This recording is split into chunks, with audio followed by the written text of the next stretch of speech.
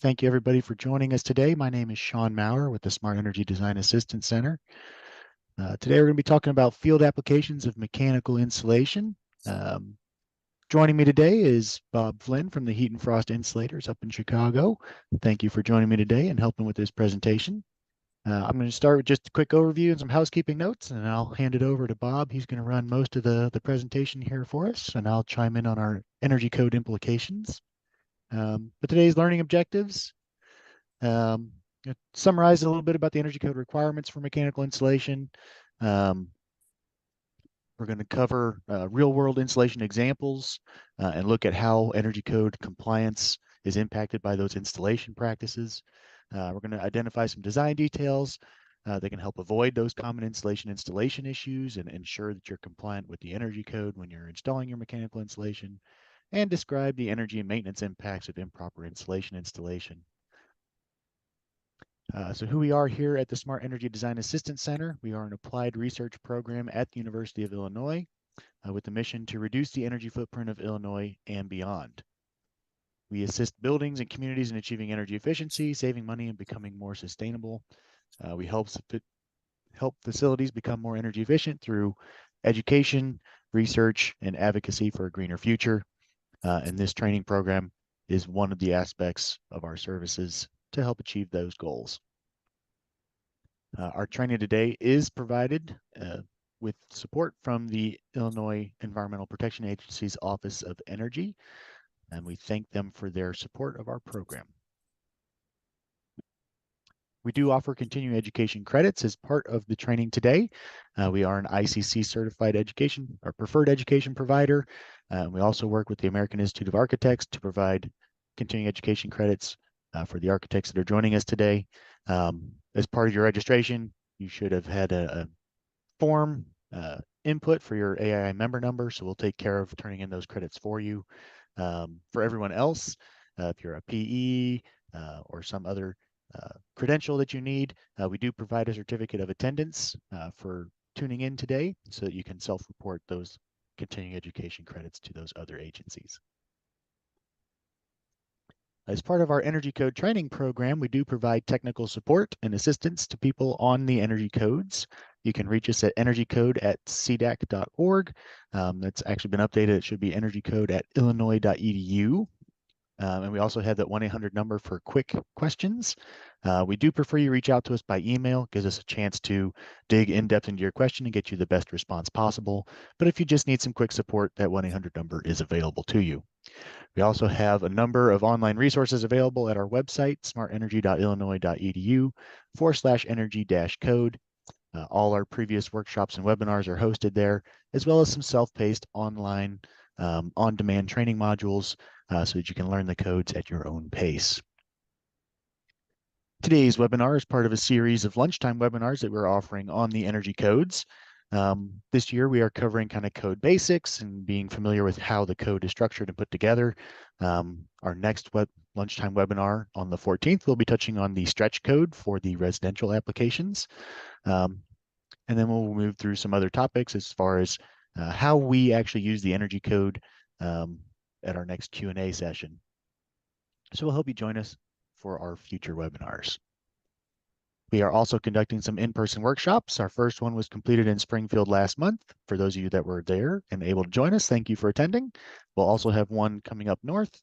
We're still working out the location, but sometime in March 19th, we'll be hosting a similar in-person presentation on just energy code basics, how to get through the energy code, using different passages of that code to simplify energy code compliance, make it easier to comply with the code through design choices.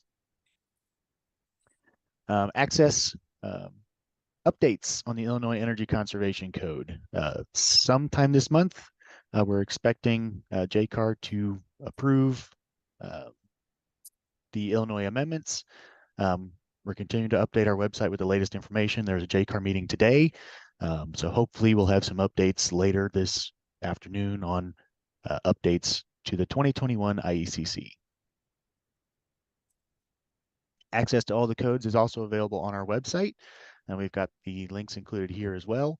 Once the Illinois amendments are official, we'll have a link to those on our website as well. Right now, we've got a link to the proposed amendments.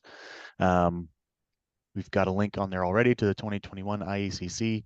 We also have links to the Chicago Energy Transformation Code so that you have a one-stop shop to gather all that information at our website, smartenergy.illinois.edu/energy-code. Most of the content for this presentation is also going to apply the Chicago Energy Transformation Code the same as it does for the 2018 IECC. If you're still working on projects under that code compliance, for anyone, hopefully later today, we'll find out the approval for the 2021 IECC. If you're working towards those, again, the requirements are very similar. So at this point, I'll turn it over to Bob Flynn. If you want to talk a little bit about the heat and frost insulators, and we'll get into our presentation today. Thanks, Sean. Yes, we're with Local 17 Insulators out of Chicago. We cover 23 counties in Illinois and 3 Northwest Indiana, basically northeastern corner of Illinois. We comprise of one of 100 locals out there of our total international from the United States as well as Canada. I've been an insulator since just out of high school in 1988. I got into the program in 1995 and ended up working in the field in many different facets of the trade, whether it was commercial, industrial, oil refineries, nuclear power plants. And one of the things that we wanted to team up with SEDAC was to educate people about what we do in mechanical insulation. And that's what brings us together today. So we hope there's a lot of questions, a lot of answers to those questions just with our presentation here with Sean and I. So if we get, when we begin here with some of the goals of the presentation, and that's to further educate the group on some of the shortcomings of what the heat and frost insulators see in the field, such as value engineering or cutting corners, engineering issues, or poor execution of projects through our areas that we see. And one of the most important things that if you don't do the project correctly, you'll have corrosion under insulation, or CUI. Result in many practices in this that you'll see in this presentation could have that. Corrosion under insulation, CUI, occurs when humid air penetrates insulation to cold pipes or duct. Wet insulation degrades performance. Wet insulation can harbor mold, moisture on metal pipes which cause corrosion. This is an example of a cleanup on a job, and when they removed the insulation, that's what they saw. This is probably the most important aspect, getting insulation right on mechanical pipe systems. CUI leads to premature failures of piping and potential extensive water damage to other parts of the building assembly when pipes fail. Proper insulation and installation of maintenance can help a building's owner avoid hundreds of thousands of dollars in repairs each year. Code provisions addressed with CUI, not directly addressed by the code, but maybe I'll lead over to Sean when it comes to some of that stuff, if you'd like to talk about the codes, Sean. So corrosion under insulation isn't directly addressed by the energy codes. However, as we go through the energy code and look at some of the language that's contained in there, we can see how it impacts the actual installation practice of insulation for mechanical systems. So C403.12.3.1 requires exposed piping to weather and exposed insulation for duct systems exposed to weather. It has to be protected from the elements, mechanical damage, wind damage, rain, water, moisture, UV. So the insulation can't just be exposed to the elements where it can degrade. It has to have a protective covering to it. This doesn't list the same requirement for indoor insulation. However, C303 requires insulation to be installed per the manufacturer's instructions. And those instructions often require insulation, particularly on chilled water piping, to have an airtight jacketing on it to prevent moisture and humid air from getting through, contacting that piping and condensing and causing the corrosion issues. So we typically see that all-surface jacket or PVC jackets as common air and vapor barriers on interior insulation. And And so some example images here on the top, properly insulated, airtight. You can see all the joints are taped and sealed. There's end caps in place on that insulation to prevent air and moisture from reaching that piping and causing corrosion issues. Another example just below that of an instance where maybe sometime in the past someone needed to access this joint and repair a leak or something like that. The insulation wasn't properly reinstalled. Or somewhere nearby there was a penetration through the jacketing material that lets moisture in, and that caused this corrosion damage.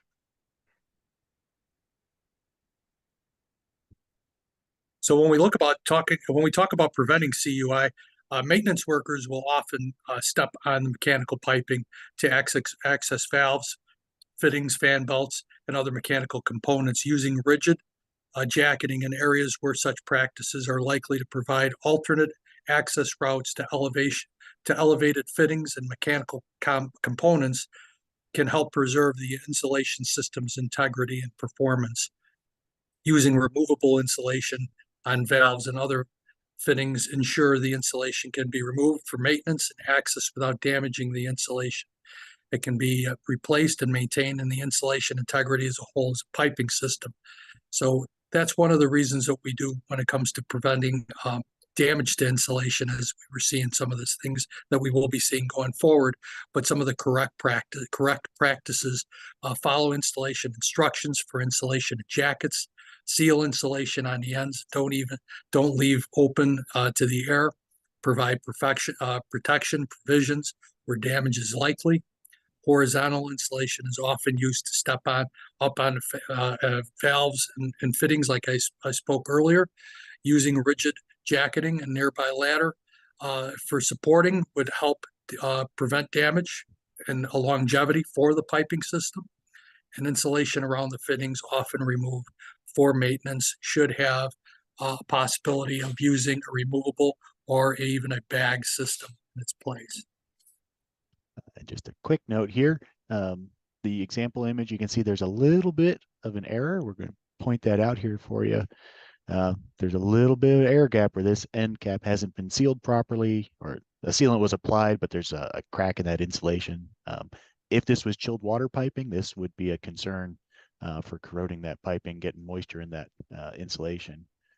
As this is hot water, it's not as much of a concern, but still something to be aware of in practice, particularly on these ends, to make sure that they're sealed up properly.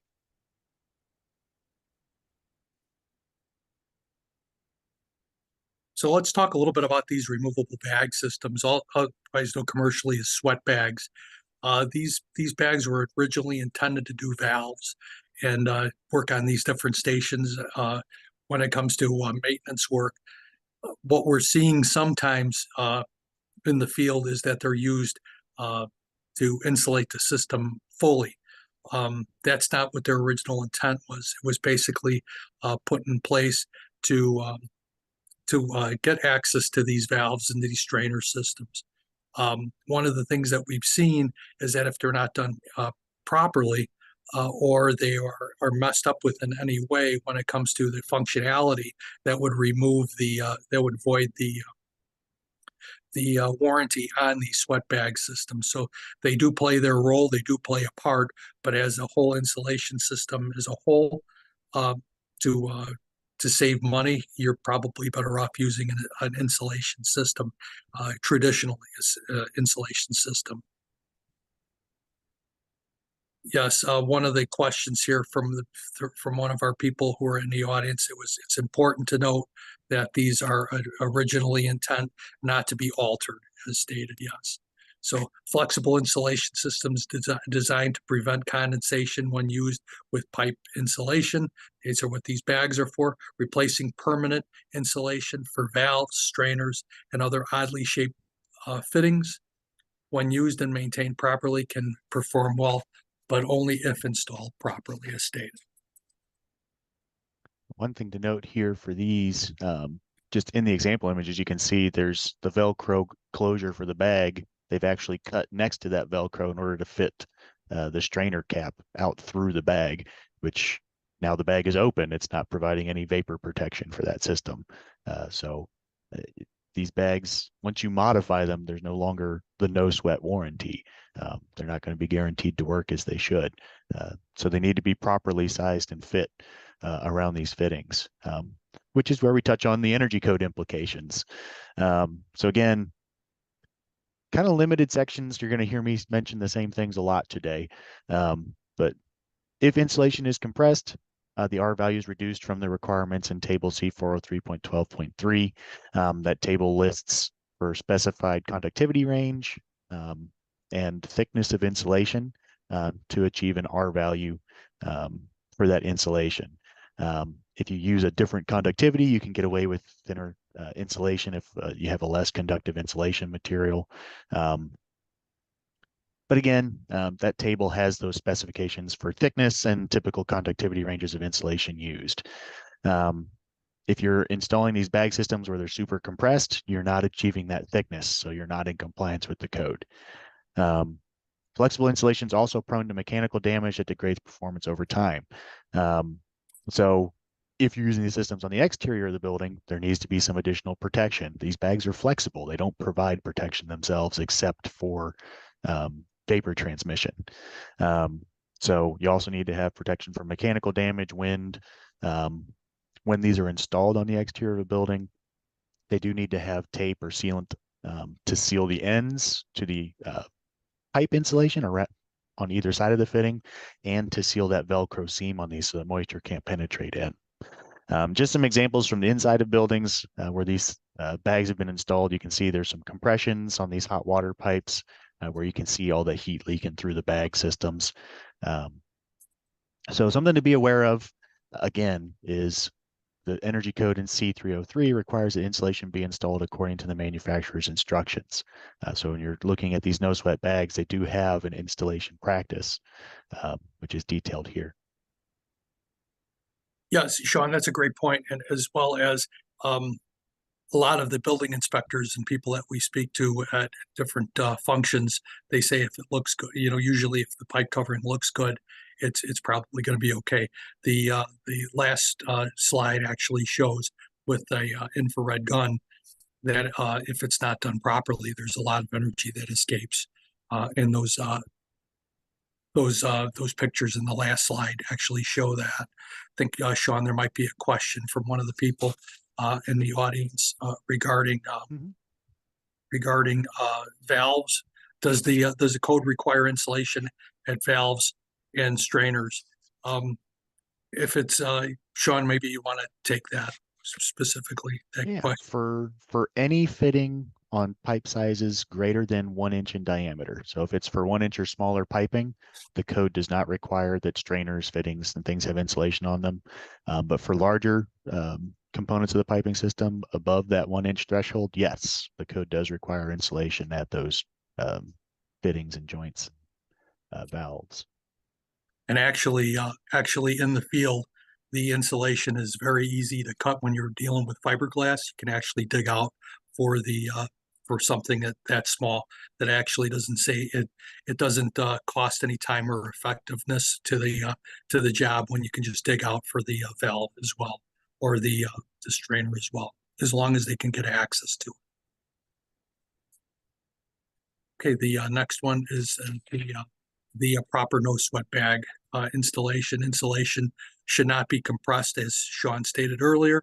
Bags and tightly sealed to the neighboring insulation to prevent moist air infiltration. Outside bags need to be sealed with a Velcro seam to the neighboring insulation with the tape and sealant for water intrusion protection.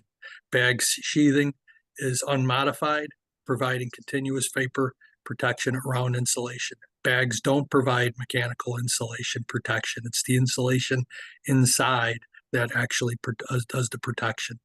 The bag itself is almost as if it was a vapor barrier.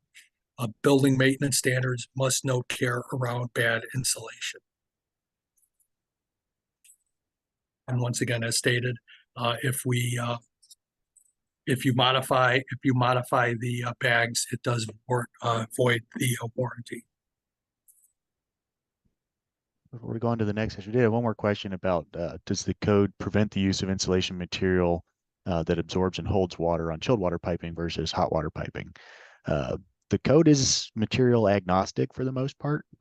For applications, it relies on proper installation practices. So if you're following the manufacturer's installation instructions for these piping insulation systems, fiberglass is a very effective insulator and can be used on chilled water piping, but you have to pay attention to that exterior um, jacketing on it, that is airtight and vapor tight, so that you don't have corrosion issues underneath that insulation.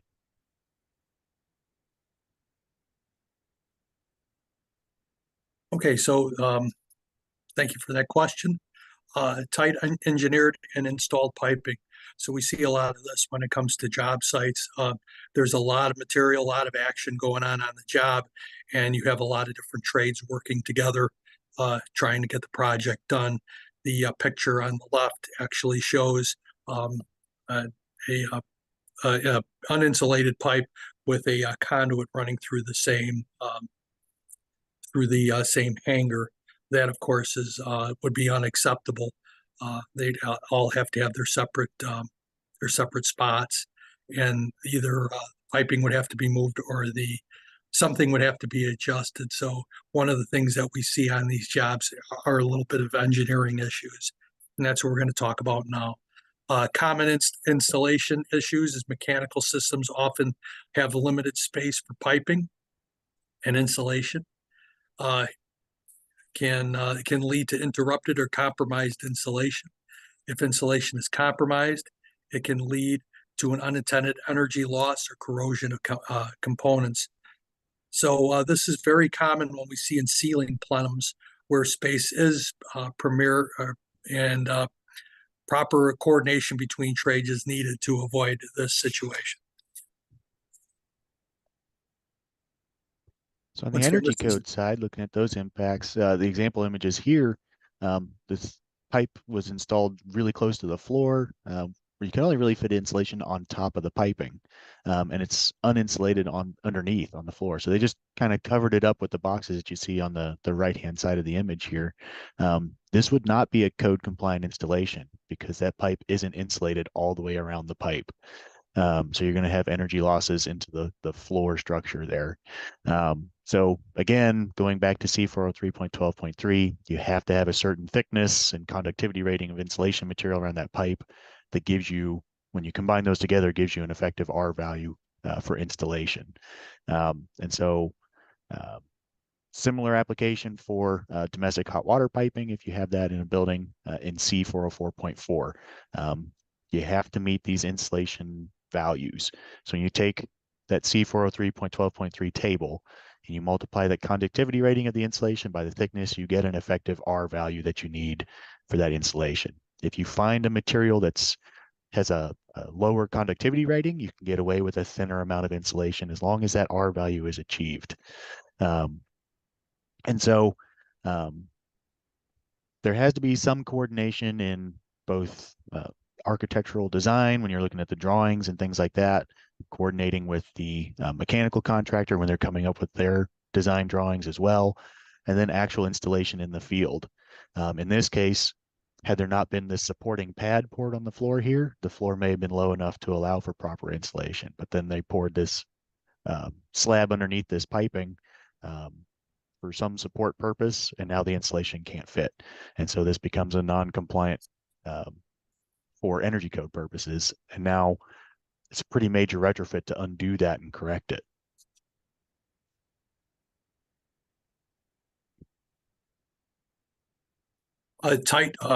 Tightly engineered and installed piping.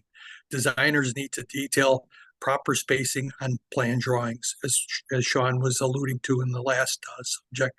Often mechanical and plumbing contractors are not the same as insulators. Usually they're insulators are subs of mechanicals and the plumbing contractors. There needs to be maintained spaces of tolerance for insulation to be added using brackets, spacers, mounts to maintain spacing. So the project manager, the construction manager should be in coordination between the tradesmen to ensure correct installation that meets the specification of the designer.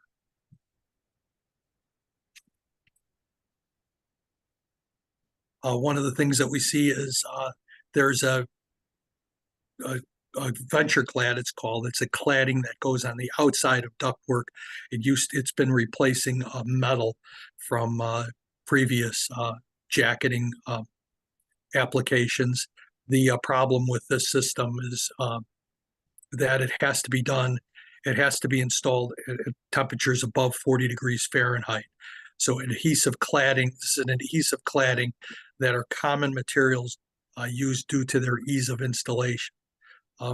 Carefully following the manufacturer's instructions as stated, it should be installed before above 40 degrees and must be rolled out for proper adhesive pressure, clean prepared surfaces for proper adhesion. So on the energy code side, one of the key things here is that the energy code for exterior insulation protection states that adhesive tapes are not permitted. So when we start looking at this venture clad system, how do we determine whether it's an adhesive tape versus a cladding system? If the venture clad system is integral to the installation, it's part of the installation process, then it's not considered an adhesive tape. It's considered an integral part of that insulation system. But the main reason the energy code avoids and does not permit the use of tapes is because when you have to do maintenance on this work, you need to access something underneath. If you pull that adhesive tape off, it's going to damage more of the insulation than just where you're pulling a tape off, because it's going to rip out chunks of insulation that are adhered to that tape. Also, in general, tapes aren't broad width like this venture clad system. So you can get compression, you get inconsistent application, you can get gaps, cracks between the seams of the tape that can allow moisture penetration and damage to the insulation underneath. So the energy codes does not allow the use of adhesive tapes for the protection of insulation. When you're looking at the venture clad system, if it's an add-on component to the insulation, you're using it like the insulation is a separate system, and then you're using this venture clad to wrap over that, that would not be allowed per the code. Again, we're looking at it can delaminate. Now you don't have your protection. It can not be properly applied. If you don't properly clean the surfaces that you're applying this venture clad to, fingerprints, oils, things like that can cause this to delaminate and not stick properly, dust and things like that. So there are manufacturer's instructions for how this should be installed to ensure proper adhesion. That includes rolling it for pressure. It includes cleaning the surface with some kind of either an alcohol wipe or something like that that's going to remove oils, dust, things like that. That a lot of times when you're doing quick installations on jobs doesn't get done properly. And so that's why the code has this prohibition against adhesive tapes in general. But there is kind of that caveat that if the venture clad is part of an integral piece of the insulation system and not an add-on cladding, it can be code permissible. If it's an add-on separate to the insulation system, then it would not be permissible. It's considered then an adhesive tape type installation. So it can be a little bit tricky to know when the code is going to allow this or not. Sean, one more thing before we go to this next slide here. If you look at the last picture, the insulation looks really good, really nice job, really tight job. However, many times specs you'll see they're actually asking for a watershed, whether it be at the center, a higher level at the center of the ductwork, or on one side or the other. Have some type of pitch on the top of the ductwork where you actually see the watershed, where the water will actually not end up becoming a part. I'm trying to think of the word. Ponding on top. Yeah, it's staying on top, so it actually keeps the water from pooling on the top of the ductwork. So there should be a little bit of a pitch on top of that duct, but otherwise, it's a properly done job. So the next one is a continuing on proper outdoor insulation protection, code compliance insulation, integral cladding or non-adhesive cladding, as Sean stated, adhesive-based sheathing acceptable if part of the insulation system and not standalone sheathing product. Remember, adhesive tapes are not permitted. And one of the things we talked about earlier, Bob mentioned on the first slide for this section, metal cladding. You used to have this clamp on or bolt on metal sheeting on the outside of the insulation. And then Venture Clad's kind of been replacing that product. But you can kind of see here an example of that. It's the aluminum sheeting that clamps around the outside and it's held on by these metal straps. For duct insulation, there's a similar installation process. But that is a non-adhesive based alternative, is those aluminum based cladding systems. Let's move on to improperly installed ductwork systems that you may see. So insulation, exterior insulation on ductwork installed baggy or poorly sealed duct wrap systems, ductwork equaling pipe when it comes to a mechanical insulation system. Poor ductwork insulation degrades overall system performance and can also create health hazards. So ductwork is no different than piping when it comes to how it should be installed or insulated. The type and quality of insulation will help ensure the system runs smoothly and effectively while saving energy for the stakeholder.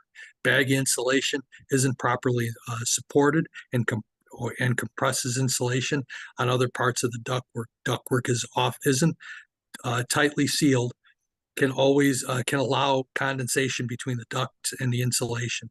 This can harbor mold and mildews. In return ducts, it can be drawn into the system. For supply ducts, air pressure can force these pollutants out into the plenum spaces of rooms. For the energy code implications, the 2021 IECC section C403.12.1 for commercial buildings denotes the insulation requirements. R6 for ducts in unconditioned spaces. So if it's in a warehousing area, storage room, or something that isn't heated or cooled, you need to have that R6 insulation. Depending on your climate zone, if you're in climate zone 4 and the ducts are outdoors, you need to have R8 insulation. If you're in climate zone 5, it needs to be R12.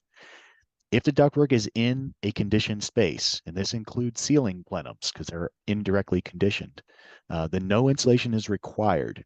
The insulation we usually see installed in these instances is for sound control and not for energy code compliance.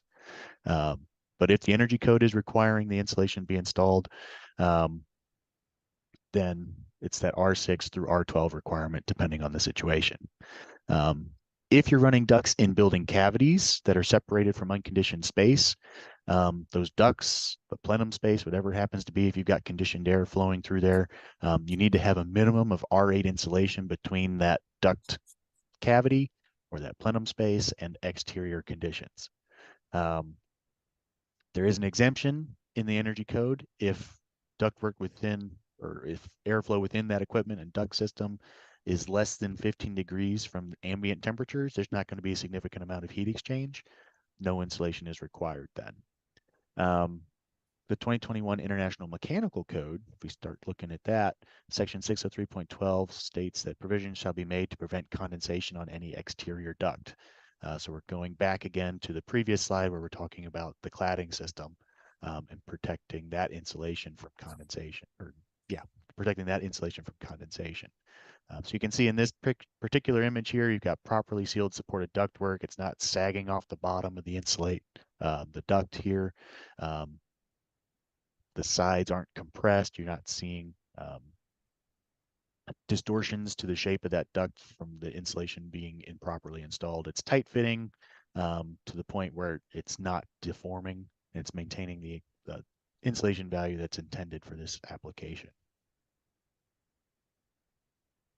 And this one that Sean is showing here, the last one was had a different jacketing. It had ASJ jacketing, had a little more higher density, while the ductwork in this picture is more of a blanket insulation with a lesser density. However, the same thing applies. As you can see on these pictures, you can actually see the hangers are underneath the insulation. It's not cut into the insulation, or the insulation is around the hangers. They actually, the system itself is completely 100% insulated. without the hanger support underneath it outside the system. It's tight, but it's not too tight, reducing the R factor. And you can also see that the round ductwork coming off of it is sealed tightly, and ductwork going into the ceiling as well. Very, very nice job there. So bagging poorly sealed ductwork wrap continued. Properly installed is this picture, as we stated. Uncompressed insulation fits snug to the duct, support as needed for pins. Well, we could maybe talk about pins a little bit. Fibrous insulation covered by air and vapor barrier. So basically, the jacketing is sealed 100%. You don't have any insulation fibers hanging out of it. Wrap tightly sealed to prevent moisture penetration. So baggy insulation could create a moisture or as condensation occurs in voids. So once again, it's important to seal the system 100%. The image on the side shows the insulation is properly installed, insulated, snug, and continuous. So there's different layers, as I told you. As in last slide showed, it's probably a 2-inch insulation with a 3-pound density. This insulation you would see here is a blanket, usually done on concealed ductwork, is 1.5 thick to 2 inches thick, and can have a density ranging from 3/4 to even 1.5 inches, 1.5 pounds density.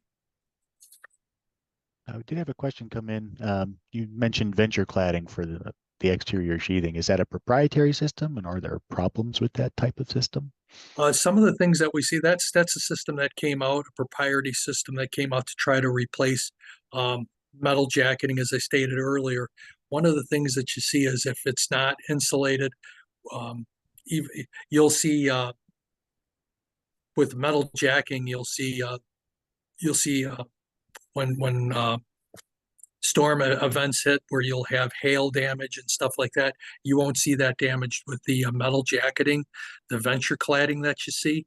You'll actually see the penetrations or little bumps in from the hail damage, or even I've seen in some cases where birds have actually walked on it. You can actually see bird steps on it. So it's not as dense. The density and the protection isn't really there for the duct system. And again, for the energy code compliance, VentureClad is a proprietary system. There are other adhesive sheathing systems out there. VentureClad is just one of them. But for energy code compliance, the main issue there is that cladding an integral part of the insulation, in which case it's permissible to install.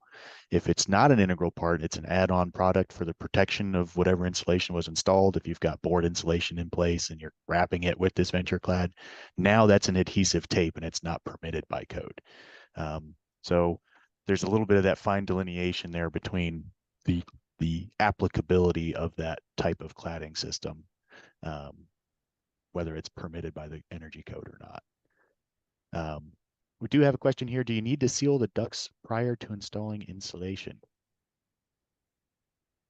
Myself, I'm not a tinner or a sheet metal worker, but under my from what I've seen in the past, the system itself should be sealed.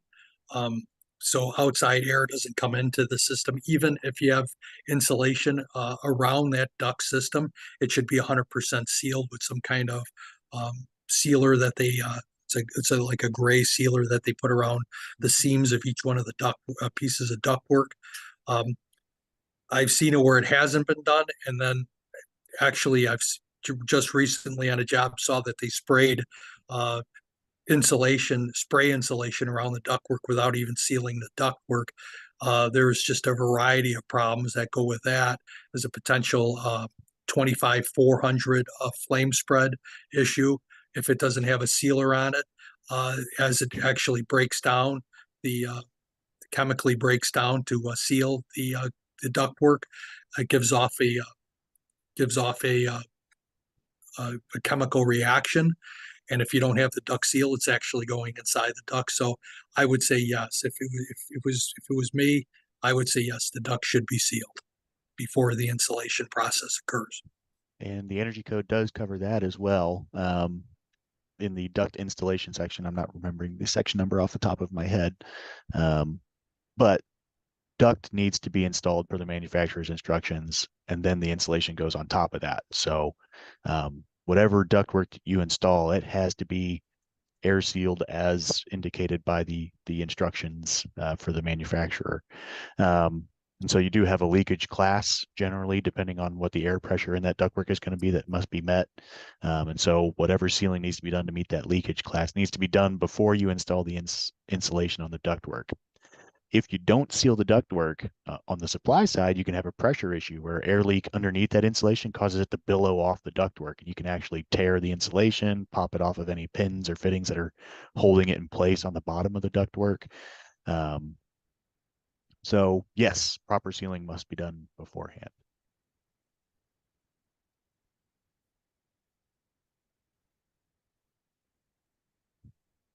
This next section is pretty interesting as well.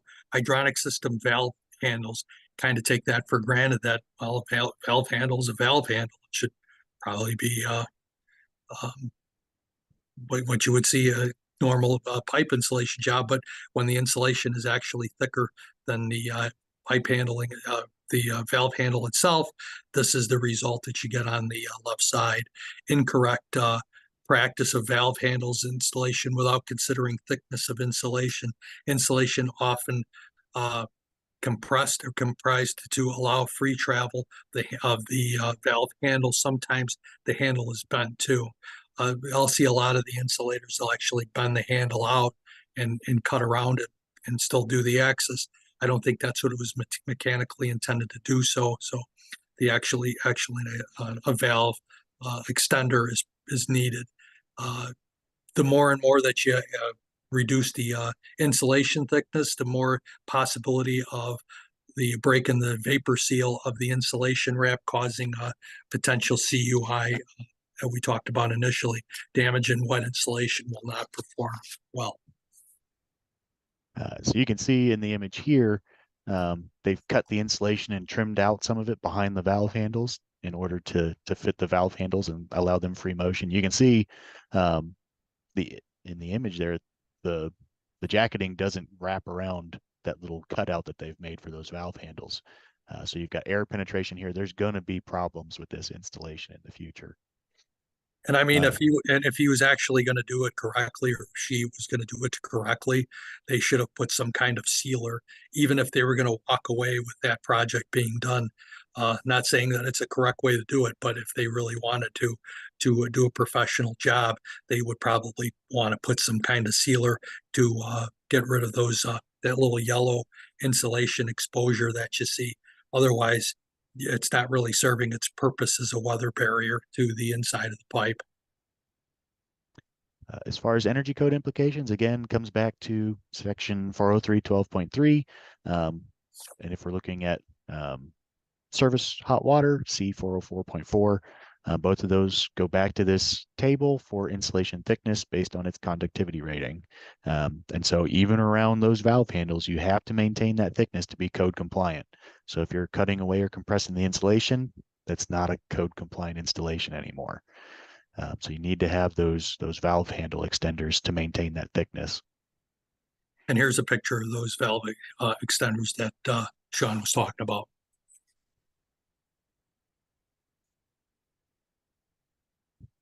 So once again, improper piping support, incorrect. So what you'll do is you'll either have a hanger that'll have the saddles on the right side of the picture, and in the case of the left side, they put the wrong hangers all together on there. So installing the right hanger sizes for the pipe system, installing supports without considering insulation thicknesses as seen on the left side.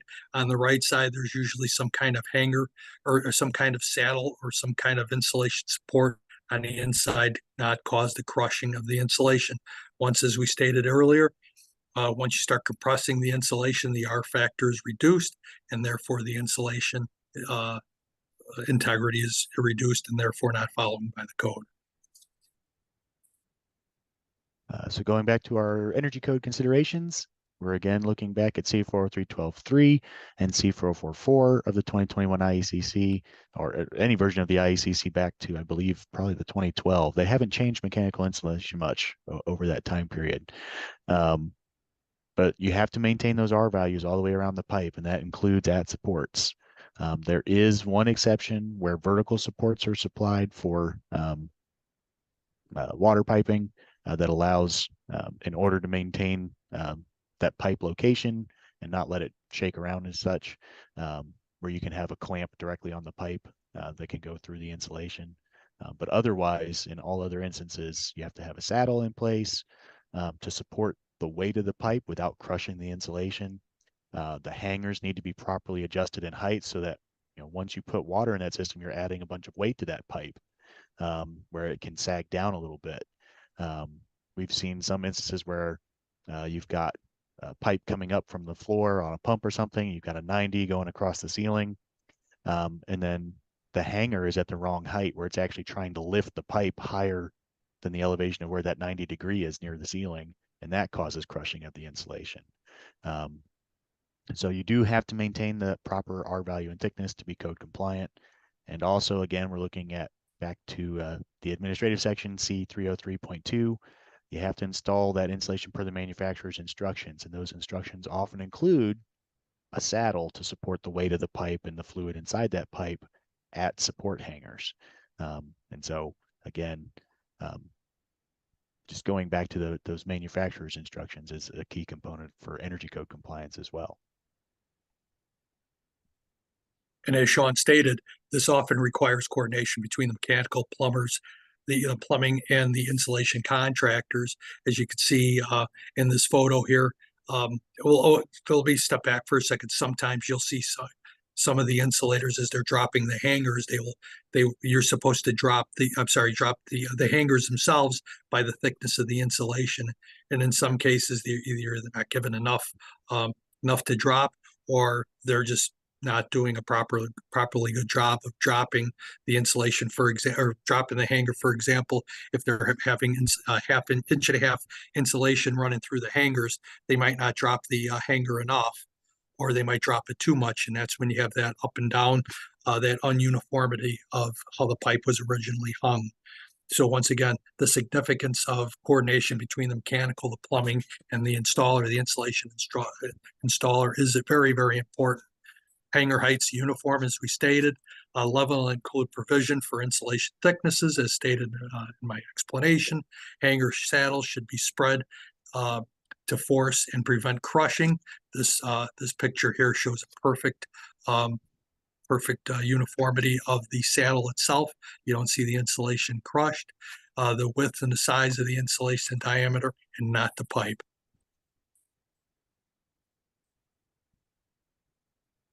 Installing duct and wall penetrations. A lot of times that you'll see, depending on who the person is, who the installer is, if he's trained or untrained, they might want to butt up to the wall. In this case that you see in this picture on the left, you do not have a continuous running through the assembly. It's kind of butted right up to the wall, and they put a little sealer on there to try to fake their way through it. They should put something in between the wall, or a lot of times you'll see, even if you have to dig out the insulation a little bit, put some sealer to make it through that penetration. In many cases, sometimes something is better than nothing, but butting right up to the wall is not acceptable. So incorrect common practice, duct and pipe passing through the penetration, but the insulation butts up. Piping ducts is not installed through the penetration, as you stated. At least you dig out a little bit or put something in there, you're having some kind of insulation in the walls.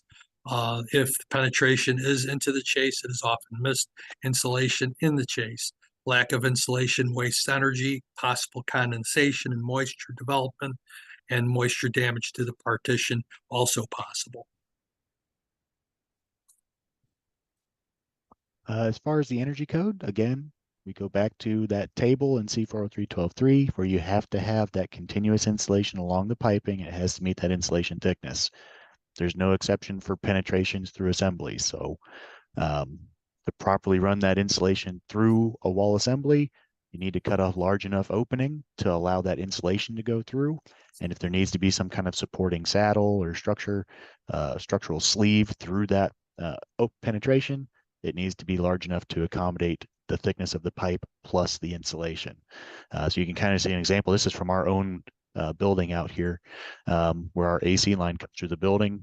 They do have a little bit of a structural ring there to pass the refrigeration pipe through, but it's not big enough for the insulation. So the insulation stops on the outside of the building, and then you've got uninsulated refrigerant line on the inside of the building. So that would not be code compliant.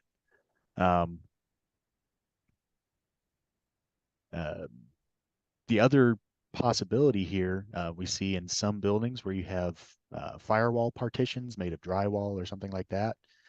If you butt insulation up to that drywall but don't pass it through, and you develop condensation there, for say it's a chilled water pipe, now you've got damage not only to the pipe from condensation, but it can also get onto that drywall, and now you've got mold, mildew issues on that drywall penetration. So there are some considerations here why this insulation, beyond the energy performance, there's other maintenance considerations as well. There was a question here, a statement said by one of our participants I found, specifying calcil. It's a kind of a hard, it's a different type of insulation. Insert on pipe hangers allows these devices to be installed by mechanical contractors rather than an insulator. Then easier for an insulator to insulate between hangers than jackets all over, cleaner installation. However, in the case, depending on who you're talking to, the jurisdiction of putting calcil in there is not by the mechanical contractor, but by the insulator or the insulator contractor. In the same respect, depending on the system itself, calcil would be put on a higher heating system versus a chill water system that might have urethane put in its place. Either way that work, if done on a job, should be done by a trained qualified person, and that person should be an insulator, in my humble opinion. So the correct practice of penetration, partition opening made large enough for the pipe to make its way through the pipe system, through the wall. No sleeve required. In some places, it is required through the spec, through how it's planned. Rigid pipe material such as iron partition, not moisture sensitive, such as CMUs. Penetrations need seal sleeves. When a pipe is flexible material such as PEX. Partition is moisture sensitive, such as drywall that Sean was talking about.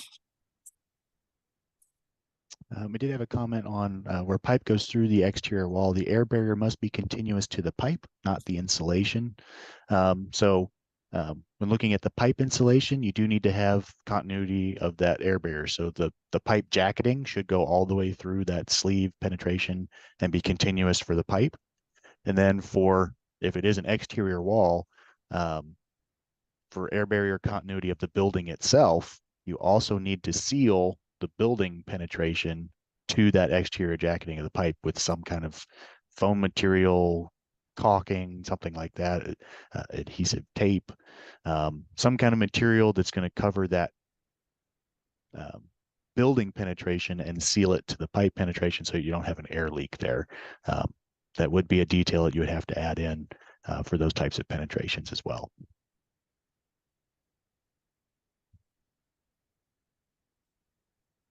So pipe and wall insulation practice, common practice. We see either use wall cavity insulation to insulate the piping as well, but pipe often placed inside of a cavity of the insulation, pipe itself uninsulated, potential issues. Heat loss to the inner wall or into the inner wall face, condensation potential for cold piping against drywall, which can be a health hazard. So that picture there actually showed that the piping was outside of the R13 insulation that they had, and it was uninsulated. As far as the energy code requirements, for, this is the one exception where it's not just the pipe mechanical insulation section table that we're looking at for pipe insulation thickness. So usually we see this type of insulation for service water, service hot water pipes. So one of the things impacted is the building wall cavity insulation. If you've got a pipe in there and it's compressing that wall cavity insulation, then you're not getting the effective U factor there. Again, we're also going back to R303 that requires following manufacturer's instructions for installation of insulation, where if you have a pipe in that cavity and you're compressing the insulation and shoving it behind the pipe, you're doing a couple of things that are not code compliant. One, you're compressing that insulation so you don't get your effective R value. Two, you're leaving an air gap in that cavity around that pipe where you've shoved the insulation behind it. Now the other side of it has an uninsulated air cavity there. So you're not going to get as effective performance out of that insulation. So you're impacting the wall cavity insulation in a non-compliant way. And then also for the pipe insulation, for the commercial side, where most service hot water piping is going to have circulation systems on it, those are going to be required to be insulated. In the residential section, hot water piping, if it is circulated, so R403.4, R403.5.2, require insulation around the entire pipe to meet that. It's R3 for service hot water piping in residential applications. But that's only for hot water pipe that has hot water circulation systems. If it's not circulated, then the pipe isn't required to be insulated because it doesn't continuously have hot water in it. But in most commercial applications, the pipe needs to have insulation all the way around the pipe. It needs to meet that table C403.12.3 value. Uninsulated pipe in the interior of the cavity insulation is not going to be compliant with that because only one side of the pipe is going to be insulated. The part of the pipe that's facing the drywall or has the insulation shoved behind it is not then insulated, so it's not compliant. And I've seen that a lot, Sean, when it comes to jobs. They'll actually say we don't need to insulate the pipe in the wall because we're putting bad insulation in the wall that would satisfy the R factor or the R value of the what's needed to the pipe. And yeah, they do put bad insulation in the wall, but like you said, in many cases they'll only insulate one side of the pipe, and the other side is left exposed to whether it be drywall or just to the open air within that cavity. See it a lot. Yeah, so best practices here is to insulate the pipe and the wall cavity independently, that you ensure the pipe has that R3 insulation around it. For the table C403.12.3, it's got that proper thickness and conductivity rating all the way around the pipe. And then you insulate the bad insulation, cut it, trim it however you need to fit around that pipe and insulation without being compressed, and then fit it in that wall cavity. That gives you full compliance and ensures that there aren't going to be any issues. If you're dead set on using cavity insulation to insulate your pipe, you have to find a way to bracket that pipe in the center of the cavity where you get that R3 insulation from the bat all the way around the pipe, including to the interior.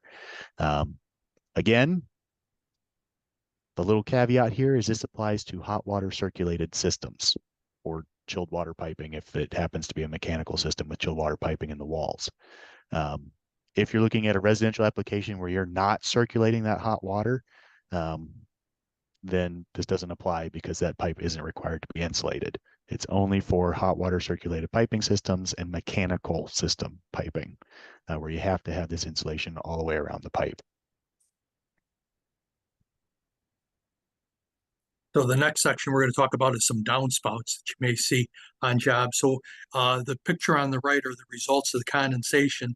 And some people might say, well, it's a leak in the roof or other sources of where you're getting this condensation. In many cases, it might be the poorly insulated downspout, like the picture that you would see on the loft. So what they do, what I've seen in the past is using duct wrap insulation instead of a more instead of an elastomeric insulation for the downspout heads. So metric insulation is what we would call rubber insulation, the black insulation that's rubbery that you would put up that covers the head coming off of the downspout, and then using the insulation. Everything else seems to, even what we were talking about, the hanger distribution, doesn't seem proper. You can actually see crushing on the insulation. So whoever did this was either untrained or in a hurry, or was not being compliant, and that's the results that you'd see. On the energy code side, for most roof drains, there isn't a specific code section on insulating those roof drains. It's covered by the roof insulation system itself. Has to have that minimum 1-inch insulation now with the 2021 IECC at roof drains, scuppers, and gutters. So that's kind of your condensation prevention, where around the roof drain isn't going to, the code used to allow you to go down to taper down to no insulation there. Now you have to have that minimum of 1 inch. But you still have a little bit of condensation risk around the drain pan itself. And that's where Bob's talking about some elastomeric insulation there can help prevent condensation. But because those downspout gutters are not conditioned fluids, there isn't an energy code requirement to insulate those. That's more in the building codes to prevent condensation and water damage, that those need to be insulated. So the next picture that we have up here is a proper method for the most part, about 90% proper.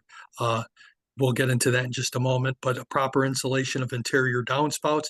As you can see, you have the elastomeric insulation up at the top, at the base of the roof head there, and the insulation coming down.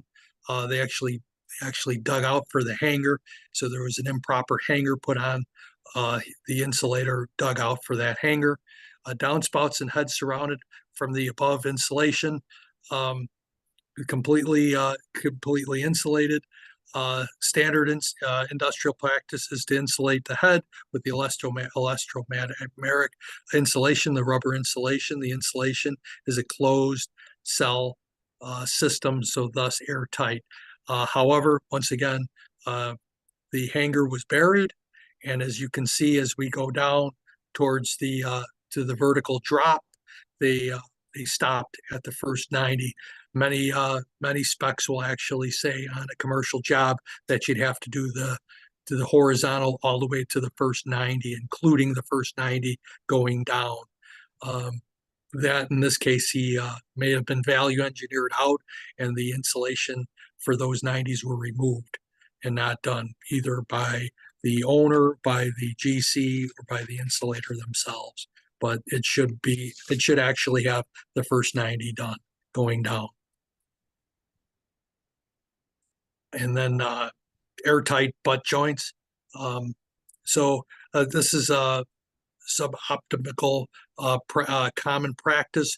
Dirt, improper application pressure, and other issues prevent proper seal between the butted insulation sections, resulting air gaps, moisture, air, and contact pipe would equal to a CUI potential.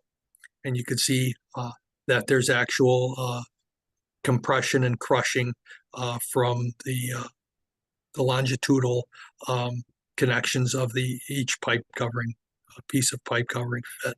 You can also see that the longitudinal seal, the lap, you can see specifically on the furthest left piece of insulation, it's not smoothed down tightly, as well as the longitudinal 90s aren't sealed down properly as well. Overall, very sloppy job, very sloppy appearance.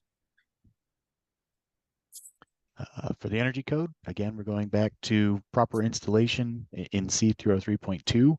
So where you have these joints butting together, the manufacturer's instructions detail how to keep those aligned, how to clean that surface in preparation for the taping material that gives you that air seal to make sure that stays in place. So you have to follow those instructions. And again, if you do leave a gap at those butt joints, now you've got a thermal break in that insulation where you've got a section of pipe that's not insulated.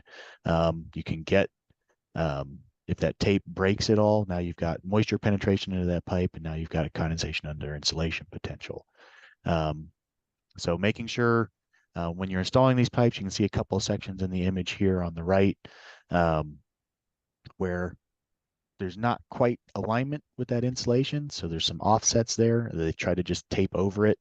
And then you can actually tell there's a little bit of space between those because there's an indentation at both seams where the tape was put on tightly enough, it's compressed into that missing insulation air gap there. So now there's just air there, but no insulation. And so got to make sure that insulation is butted tight together before you tape it. And then when you do tape it, that it's properly aligned and that tape is sealed properly to hold those joints together. And this is a picture of depicting a proper sealed method. Clean work, all gaps are sealed, all butt joints flush to the insulation. You could see that the street word for that is that the reducers in the insulation are painted tightly. It's not paint; it's an actual weather sealer that's put on there. The street word there he says is, did you paint your end cap or your ends? And it's not; it's actual sealer. But very nice job here that you would see. We're a little short on time and we've gone a little bit over, so we're going to zip through these last couple of slides and then we'll answer some of the questions that have come into the Q&A chat there. And so this is a real quick, the installing elastomeric pipe insulation. You should have some kind of mitering. You can't, when it comes to doing a 90, you will have a compression and a stretching of the throat and the heel. If you slide the insulation around, stress eventually will tear the insulation, and butt joints often not sealed with appropriate adhesive. So for code implications, again, C303.2 requires installation per the manufacturer's instructions. Those instructions often detail mitering of the joints to get a proper seal. So looking at the images here on the right, for T-joints, you've got a bit of mitering there so that you've got a tight insulation wrap all the way around the pipe, even at that T-juncture. For corners, it advises putting little slits on the throat of the pipe so that when you compress it onto the 90, that interior insulation isn't compressed and stressed to the point where it's going to pop that seam apart for that insulation. So again, looking back to C403.12.3, you have a required insulation thickness and conductivity. If you're compressing that insulation or stretching it apart, that elastomeric insulation, when you stretch it, thins out, which reduces its R value. When you compress it, you're compressing out the air pockets and things in that insulation that give it its R value. So again, you're not getting the same performance. For elastomeric insulation on line sets outside the building, you have to have that weather protection on it. So there needs to be some kind of coating on the outside that gives it vapor protection, protection from UV light. Sometimes we see this as a paint on white coating. Sometimes it's a separate actual clamp on weather protective barrier on the outside, PVC or something like that. But there needs to be that protection. Looking at service hot water piping, if you're using this elastomeric insulation for hot water piping, again, you've got to meet those R value requirements. On the residential side, you have to meet that R3 instead of going back to the table R values. You have to have the R3 for the residential applications when you're circulating heated fluid in those pipes. And so you then would have to follow the manufacturer's instructions, which include the mitering to maintain that proper insulation thickness and prevent the stresses that can pop that insulation apart. And this is an example of what Sean was talking about, miter 90s. It does have the UV protective coating. Once again, if you don't put this coating on, it's not a paint, it's a coating. Once again, so we get the idea that it's not a paint. So you just can't go to the store and get a paint to put on it. It's a specific UV protective coating that goes on a weathering protection coating, and eventually, and that will stop drying out the potential drying out and destruction of the insulation itself. Something else to make note of, again, here, sometimes we see electrical tape or duct tape used to seal joints and hold this insulation together. Adhesive tapes are not allowed. Again, they can delaminate and then you don't have the tape there holding those joints together, providing protection. Or if you're doing maintenance and you have to pull that tape off, you can damage the insulation and require more cost to replace it. Zip ties are also discouraged. We've seen zip ties on these as well. Because you're such a thin point is holding that insulation together, it compresses there. And so the insulation eventually tears around those zip ties and fails. You're not getting the R value at the zip tie itself. I've actually seen condensation dripping off the zip ties that have been zipped onto this elastomeric insulation. So make sure when you're installing these that you have proper thickness, you're mitering those joints, you're using, when you're butting these joints together, you're using an elastomeric um, uh, like rubber cement to seal those joints Yes. together. And then you're providing that protective coating on the outside as well. And one more thing, Sean, is when you put the rubber glue on there, that it actually it's you don't put you put the glue on both what you're the system that you're gluing the pipes insulation itself. If you're going to insulate from rubber to rubber, you have to put the rubber insulation glue on both pieces of insulation, not just one, and then glue it on. It butts to the glue is adhesive to the other piece of glue adhesive. If that makes sense. A lot of word. There was a little bit of a word Yeah. salad there, brother. I apologize. And improper VAV box insulation connection. So at the terminus of a VAV box, the practice used to be where you just insulate the duct work and you kind of leave you backstitch the end of it, you put it right up against the VAV box. But we've been going away from that practice that we'll show you in the what you need to do is you actually have to put some of the tape onto the VAV box to seal the system itself. So blanket insulation is not taped to the VAV box, as you can see in this picture, is not a good practice. Air movement between the insulation and the duct negates insulation placement. Sealing plenum often connected to outdoors, making condensation on ducts a concern. Heating from the reheat coils lost in the plenum without heating of the space as well. A lot of times you'll see when you butt up to they'll leave the coil itself uninsulated. Back in the field, what I used to do is I used to go right over the coil and then leave the uninsulated piping for maintenance open on the VAV box. But you should seal the ductwork to the VAV box as a practice. For the energy code compliance, again, when insulation is required by the code in unconditioned spaces and on outdoor ducts, that's when this is now mandated by code. A lot of times, this insulation is again in place for noise control purposes and not actual insulation needs if you're installing this on an interior plenum. We do note that as a best practice, even though it's not required by code, some insulation on supply ducts in these plenums is a good idea because a lot of times these plenums are under negative pressure. They're an open plenum for the return instead of a ducted return. And so it's under negative pressure and can draw in outside air. And we have seen where uninsulated ductwork will sweat and drip condensation onto the ceiling panels. So again, this is only a requirement when required by the code in an unconditioned or outdoor space. You're not going to have VAV boxes on the outside of the building. So really this only applies if it's in an unconditioned space where the energy code is going to mandate this kind of thing. But again, as Bob states, it's best practice to do this kind of insulation work, even for insulation inside conditioned areas. And this is the picture of how it properly should be done, and that's taping it up to the the VAV box and actually covering the coil. As you can see, there's so many projects specify insulation over the VAV box coil.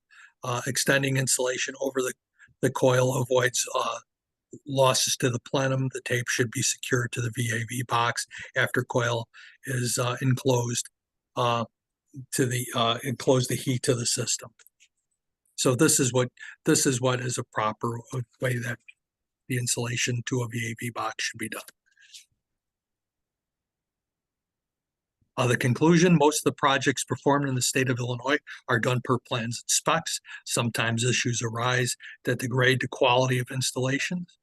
Um, Value engineering, rush schedules, confusion on responsibilities. Shortcomings can have significant impact on systems longevity and efficiency.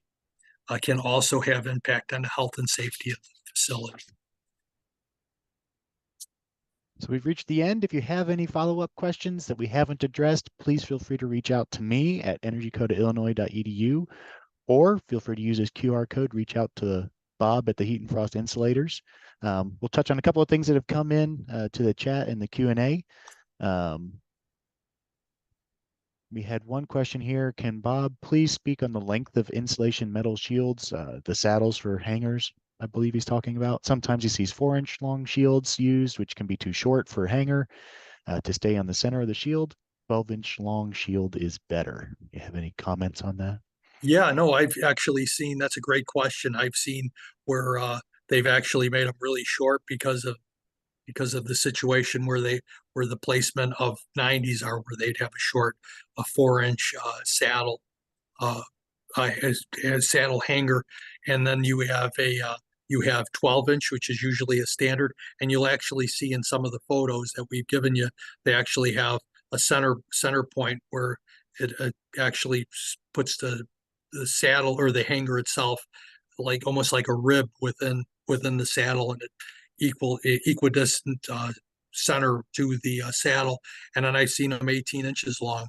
I've seen them in very thin grades where you can bend the metal with your hand, and I've seen them where they're very thick, where you needed two people to pull the saddle open. So best practice, the standard is 12 inches that you would usually see that saddle on. Sometimes they have a little ripple in them, and then sometimes they're just completely smooth. Another comment here: in cold climates, it's better to have a separate stud wall or chase for piping that is interior to the insulated exterior wall. That is true in most situations, but as energy codes are allowing, almost requiring more and more now, continuous insulation to the outside of the wall cavity, that can offset the need to build those interior stud wall chases, where if you load up on that exterior continuous insulation, number one, it reduces how much insulation you have to install to get the same performance factor, and it can open up those cavities where now it's easier to do maintenance and run plumbing, wiring, all that other stuff in those stud wall cavities.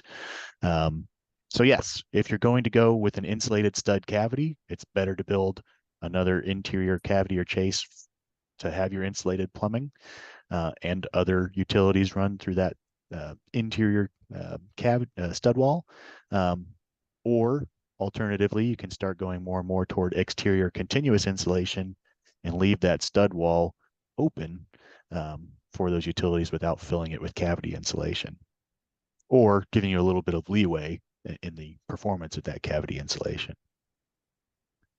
And then we had another question about should an outdoor application of the elastomeric insulation be coated to be finished with PVC jacketing, given the 2-year lifespan of that white UV protective coating?